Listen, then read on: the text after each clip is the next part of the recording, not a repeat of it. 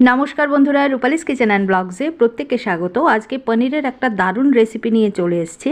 তো তার জন্য দেখো এখানে পনির নিয়ে নিয়েছি আমি 300 গ্রাম, আর এরকম কিউব করে পনিরটাকে কেটে নিয়েছি।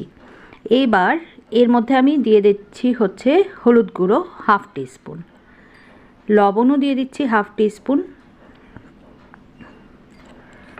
তো খুব ভালো করে পনিরের গায়ে হলুদ গুঁড়ো আর লবণটা মাখিয়ে নিচ্ছি। একটু হালকা হাতে করতে হবে, পনির খুব নরম হয়, নাহলে ভেঙে যেতে পারে। তো দেখো সমস্ত কিছু মাখিয়ে নিলাম। এবার কড়া বসিয়ে তার মধ্যে দিয়ে দিচ্ছি 2 টেবিল স্পুনের মতো রিফাইন্ড অয়েল। আর এখানে দেখো আলু নিয়ে নিয়েছি আমি ডুমো করে কেটে, দুটো মাঝারি সাইজের। তেলটা খুব ভালো করে গরম করে নিয়ে এর মধ্যে আলুগুলো আমি ভেজে নেব। তো আমি এখানে রিফাইন্ড অয়েলে রান্নাটা করছি, তোমরা চাইলে কিন্তু এটা সর্ষের তেলেও করতে পারো। দিয়ে দিলাম হলুদ গুঁড়ো হাফ টিস্পুন আর হাফ টিস্পুন লবণ। ভালো করে মিশিয়ে একটুখানি ঢাকা চাপা দিয়ে আলুগুলোকে আমি লাল লাল করে ভেজে নেব। একটু নেড়ে চেড়ে নিলাম। এবার দিয়ে দিচ্ছি ঢাকনা, মিডিয়াম ফ্লেমে এগুলোকে ভাজার জন্য বসিয়ে রাখবো। তো 5 মিনিট পর আমি ঢাকনাটা তুলে নিয়েছি। দেখো আলুটা কিন্তু বেশ ভালো করে লাল লাল করে ভাজা হয়ে গেছে। এবার এগুলোকে তুলে নেব কড়া থেকে। পনিরের এই রেসিপিটা কিন্তু সত্যি অসাধারণ হয়। নিরামিষের দিনে অবশ্যই কিন্তু তোমরা এটা বানাতে পারো। তো সেম তেলের মধ্যেই আমি পনিরটা দিয়ে দিলাম, লবণ আর হলুদ গুঁড়ো মাখানো পনিরের টুকরোগুলো সবগুলোই দিয়ে দিলাম একসঙ্গে। আর এগুলোকে কিন্তু খুব বেশি লাল করে ভাজবো না, জাস্ট হালকা একটু মিনিট দুয়েক নাড়াচাড়া করে নেব, কারণ পনির খুব বেশি করে ভেজে নিলে কিন্তু এর টেস্টটা একদম নষ্ট হয়ে যায়। তো একটুখানি মিনিট দুয়েক নাড়াচাড়া করে নিলাম। এবার এগুলোকে তুলে নিচ্ছি। দেখো কতটা ভাজলাম, জাস্ট একটু কালার এসছে, ব্যাস তুলে নিচ্ছি। এবার আমি আরও 2 টেবিল স্পুনের মতো রিফাইন্ড অয়েল অ্যাড করলাম। তেল গরম হয়ে গেলে পরে তার মধ্যে হাফ টিস্পুন দিয়ে দিলাম 5 ফোড়ন, আর দিয়ে দিচ্ছি 2টো তেজপাতা। ফোড়নটাকে একটু ভেজে নিয়ে এর মধ্যে এবার দিয়ে দিচ্ছি আদা বাটা হাফ টিস্পুনের মতো।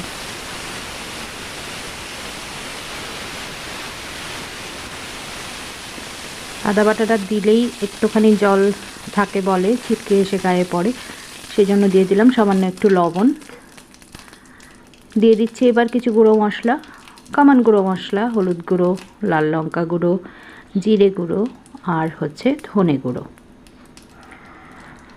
সামান্য একটু জল দিয়ে দেবো যেন মশলাগুলো পুড়ে না যায়। এবার খুব ভালো করে কিন্তু কষিয়ে নেব। মশলাটাকে নেড়ে চেড়ে মিডিয়াম ফ্লেমে ভালো করে দেখো কষিয়ে নিচ্ছি। আর মশলা থেকে দেখো তেল কিন্তু ভেসে উঠেছে। এবার দিয়ে দিলাম কাশ্মীরি রেড চিলি পাউডার। আমি এখানে হাফ টিস্পুন দিলাম যেন ভালো একটা কালার আসে সেই জন্য। আর তোমরা চাইলে এটাকে স্কিপ করতে পারো, শুধু রঙটা যেন ভালো হয় সেই জন্য আমি এটা ইউজ করলাম। দিয়ে দিচ্ছি এবার টমেটো কুচি। এখানে আমি 2টো মাঝারি সাইজের টমেটোকে একদম কুচি করে কেটে নিয়েছিলাম, সেটা দিলাম। টমেটো কুচিটা দিয়ে লবণ দিয়ে দেব পরিমাণ মতো, তবে লবণটা একদম বুঝে দিতে হবে। পনির ভাজার সময় আমরা লবণ দিয়েছি, আলু ভাজার সময় লবণ দিয়েছি, তারপর আদাটা কড়াতে দেওয়ার পর আমরা কিন্তু সামান্য লবণ দিয়েছি, সেই জন্য একটু বুঝে লবণটা ব্যবহার করতে হবে। লবণটা দিয়ে ভালো করে নেড়ে চেড়ে মিশিয়ে দিলাম। এবার আমি এতে দিয়ে দিচ্ছি পোস্ত বাটা 1 টেবিল স্পুন। পোস্ত বাটাটা দিয়ে আবারও একটু নেড়ে চেড়ে ভেজে নেব এটাকে।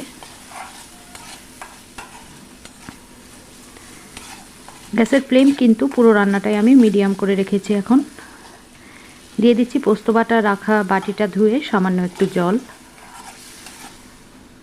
একটুখানি মিশিয়ে নিয়ে এটাকে ঢাকনা দিয়ে ঢেকে কিছুক্ষণ কষিয়ে নিতে হবে।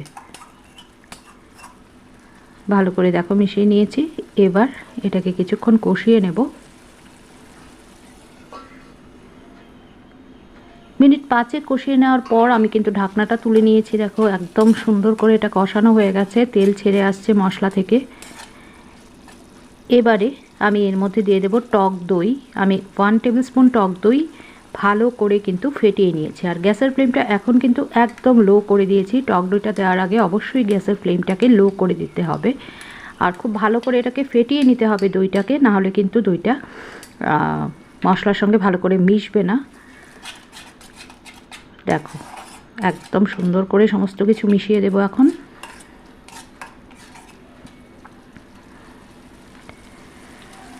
খুব ভালো করে মেশানো হয়ে গেছে এটাকে।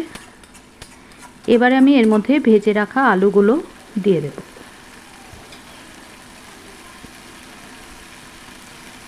সমস্ত আলুগুলো দিয়ে দিচ্ছি আমি।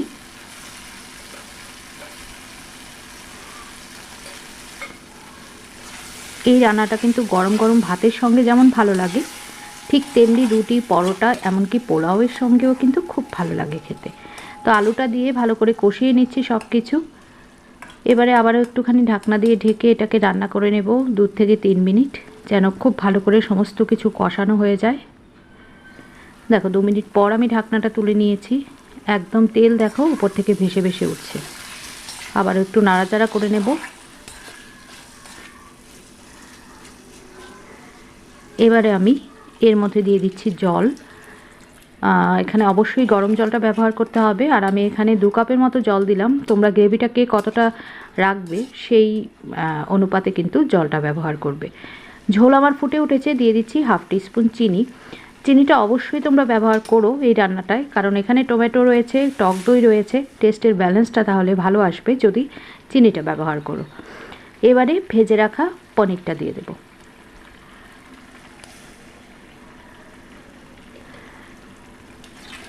ভালো করে নেড়ে চেড়ে একদম ঝোলের সঙ্গে সব কিছু মিশিয়ে দেব।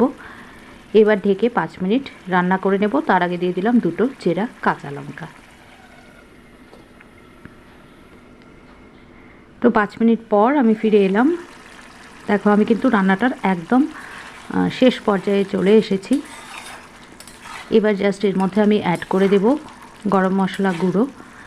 ভালো করে একটু আগে নেড়ে চেড়ে নিলাম। এবার গরম মশলা গুঁড়ো আর ঘি দিয়ে দেব 1/2 টিস্পুন করে। তো 1/2 টিস্পুন গরম মশলা গুঁড়ো দিলাম আর দিয়ে দিচ্ছি 1/2 টিস্পুন ঘি। ঘি আর গরম মশলা গুঁড়োটা দিয়ে খুব সুন্দর করে মিশিয়ে নেব। এরপর গ্যাসের ফ্লেমটা অফ করে এটাকে ঢাকনা দিয়ে ঢেকে 3-4 মিনিটের জন্য একটুখানি রেস্টে রেখে দেব, যেন ঘি আর গরম মশলার গন্ধটা সমস্ত সবজিটার মধ্যে মিলেমিশে যায়। তো দেখো ঢাকনা দিয়ে দিলাম, আমি গ্যাসটাকে অফ করে দিয়েছি। তো আমার আলু পনিরের এই সবজিটা একদমই রেডি হয়ে গেছে। এবার এটাকে আমি সার্ভ করে দেব।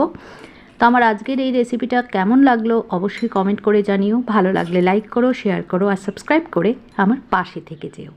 আজ চলি তাহলে, ভালো থেকো, সুস্থ থেকো সবাই। নমস্কার সবাইকে।